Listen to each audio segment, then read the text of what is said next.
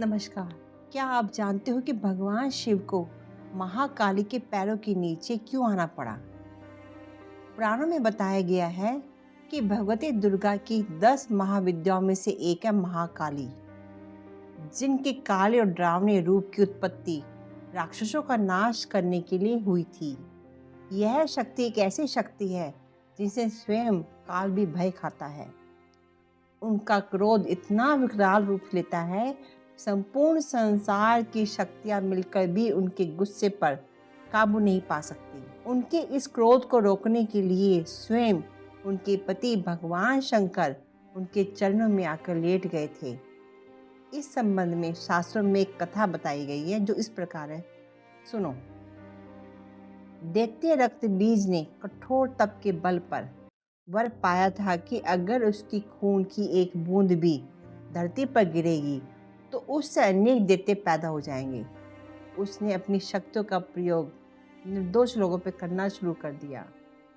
धीरे धीरे उसने अपना आतंक तीनों लोकों में मचा दिया। देवताओं ने उसे युद्ध के लिए ललकारा। भयंकर युद्ध का आगाज हुआ।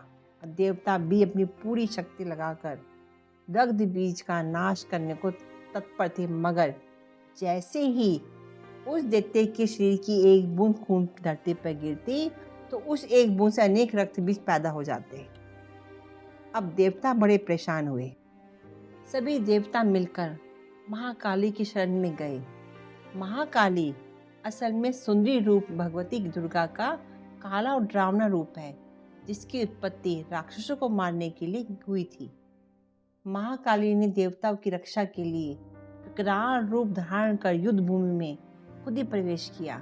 महाकाली की प्रतिमा देखो तो ऐसा लगता है कि बहुत ही विकराल माँ है, जिसके हाथ में खप्पर है, लहू टपकता है और गले में खोपड़ियों की माला है, मगर माँ की आंखें हृदय अपने भक्तों के लिए प्रेम की गंगा बहाती है। महाकाली माँ ने राक्षसों का वध करना आरंभ किया, लेकिन रक्त बीज के खून की एक बूंद धरती पर गिरती तो उससे अनेक दानवों का जन्म हो जाता, जिससे युद्ध भूमि में दैत्यों की संख्या बढ़ने लगी। तब माँ ने अपनी जीहा का विस्तार किया। दानव का एक एक बूंद खून धरती पर गिरने की बजाय उनकी जीहा पर गिरने लगा। वह लाशों के ढेर लगाती गई और उनका खून पीने लगी। इस तरह से महाकाली ने रक्त बीज का वध कर दिया।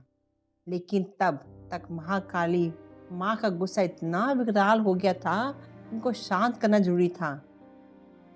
लेकिन हर कोई उनके समीप जाने से डर रहा था। सभी देवता भगवान शिव के पास गए और महाकाली माँ को शांत करने के लिए प्रार्थना करने लगे। भगवान शिव ने उन्हें बहुत प्रकार से शांत करने की कोशिश करी, लेकिन महाकाली माँ बिल्कुल भी शांत नहीं हुई। सारे प्रयास विफल हो गए। अंत में भगवान शिव ने महाकाली माँ के चरणों में लेट गए। जब उनके चरण भगवान शिव पर पड़े तो वह एकदम से ठिठक गई। उनका क्रोध शांत हो गया। आदि शक्ति माँ दुर्गा के विविध रूपों का वर्णन मार्कंडेय पुराण में वर्णित है। इस तरह से भगवान शिव को महाकाली माँ के चरणों में उनके रास्ते पे लेटना पड़ा, जिससे माँ का गुस्सा शांत हो जाए। धन्यवाद।